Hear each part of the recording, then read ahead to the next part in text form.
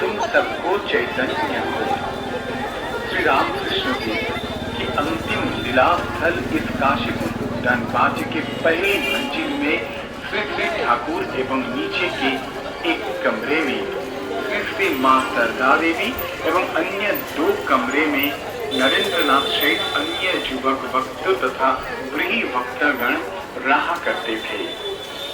इसी काशीपुर उद्यान बागी में श्री रामकृष्ण देव नरेंद्रनाथ को भावी रामकृष्ण संघ के नेता के रूप में तैयार किए थे और चपरास लिख कर दिए थे कि नरेंद्र शिक्षा दिवे, नरेंद्र शिक्षा देगा।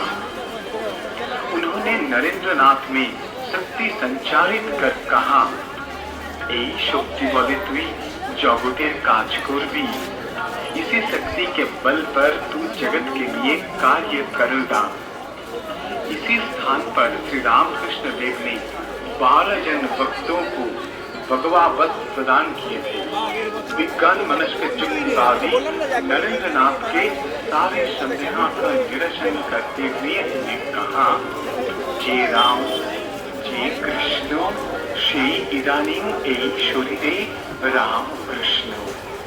जो राम जो कृष्ण वही इस बार इस शरीर में राम कृष्ण। भगवान श्री रामकृष्ण देव की कल्पतरु लीला भूमि काशीपुर उद्यान बागी के इस पवित्र उत्सव प्रांगण में समवेत दर्शनार्थियों के प्रति हमारा विनम्र निवेदन, मंदिर दर्शन के लिए गेट के बाहर लगी लाइन के अंत में खड़े हों।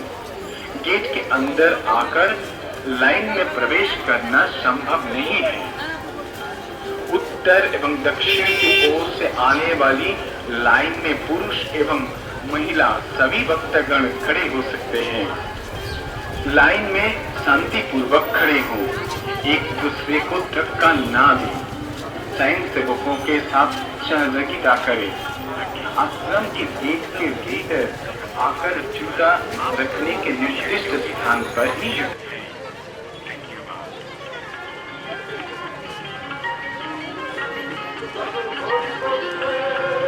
বন্ধুরা, নতুন বছরের শুভেচ্ছা নেবেন। আজ 2024 সালের 1 জানুয়ারি। এই বছরটা ভালো যাক আপনাদের, আমার সকলে। বড়দের শ্রদ্ধা, ছোটদের ভালোবাসা নিয়ে আজকে ব্লগটা শুরু করছি উত্তর কলকাতার কাশীপুর উদ্যানবাটি থেকে। আজ এই কাশীপুর উদ্যানবাটিতেই ভগবান রামকৃষ্ণদেব কল্পতরু হয়েছিলেন। 1886 সালের 1 জানুয়ারি সেই দিনটি ছিল। এই কল্পতরুতে ভক্তদের উদ্দেশ্যে রামকৃষ্ণদেব বলেছিলেন, তোমাদের সকলের চৈতন্য হোক। এর কথাটা অর্থ অনেক নিগুড়, অর্থ অনেক বেশি। সেইটা আজকে এত তত্ত্বে যাওয়ার ক্ষমতাও নেই, বলার মতো অবস্থাও নেই।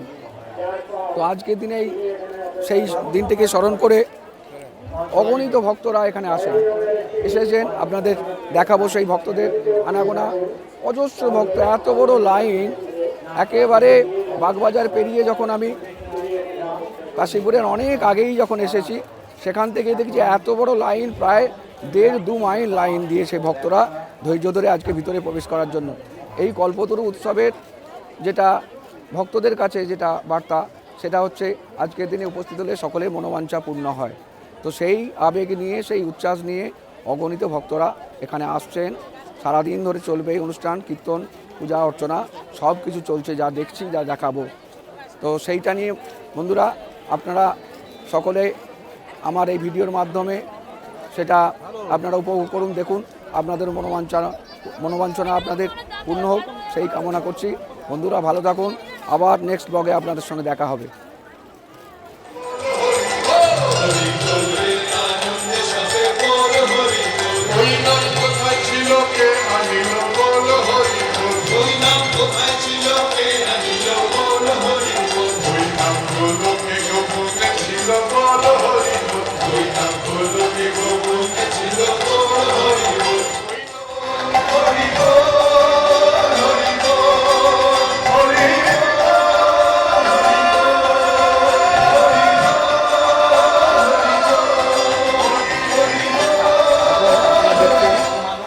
কাশীপুর উদ্যানবাটির মেন গেট, এখান দিয়ে ভক্তরা প্রবেশ করছেন। এই কাশীপুর উদ্যানবাটির এই গেটটা থেকে বাঁদিকে যদি চলে যায়, এখান থেকে প্রায় 1.5-2 মাইল লম্বা লাইন। সকালবেলায় আমি দেখেছি হাজারো মানুষ, হাজারো ভক্ত আজকে সেই মনস্কামনা নিয়ে আসছেন যে এখানে এলে এদের এই কল্পতরু উৎসবে সামিল হলে বা সেই বৃক্ষের তলে প্রণাম করলে আমাদের মনস্কামনা, আমাদের মানে সকলের, আপনারা আমার সকলের মনস্কামনা পূর্ণ হবে এই আশা নিয়ে।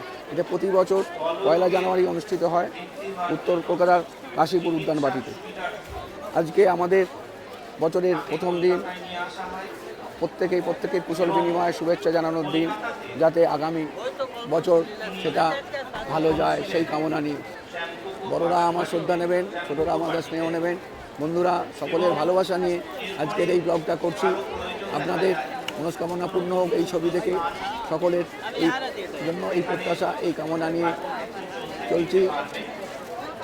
এখন আমি কাশীপুর উদ্যানবাটিতেই আছি এবং এখন আপনাকে আমি ক্যামেরা ঘুরিয়ে দেখাচ্ছি এই বৃক্ষের নিচেই ভগবান রামকৃষ্ণদেব কল্পতরু হয়েছিলেন এবং এখানে অজস্র ভক্তরা আসছেন, তাদের ফুলের মালা, ফল সব কিছু বিনিময় নিবেদন করছেন।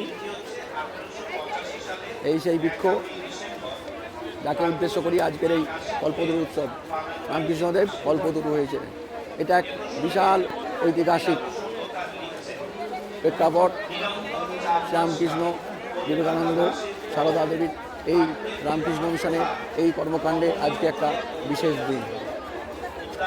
আবার বললেন, দেখ নরেন, তোর হাতে এদের সকলকে দিয়ে যাচ্ছি, কারণ তুই সবচেয়ে বুদ্ধিমান ও শক্তিশালী।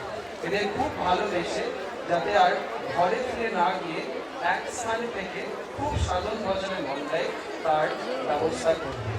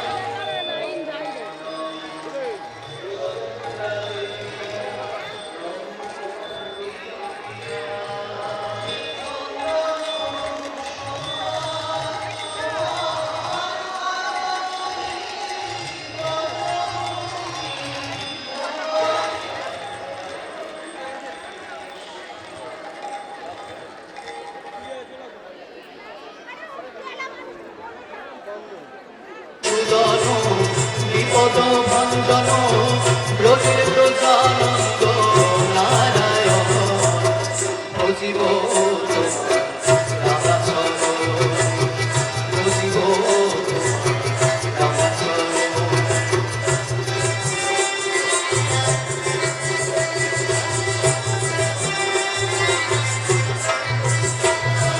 আল্লাহ ইয়া আলী কালামি কালী, আল্লাহ ইয়া আলী কালামি কালী, যত সবে তোরা তুমি তোমারই কারণ ভজিব রামাচরণ ভজিব রামাচরণ।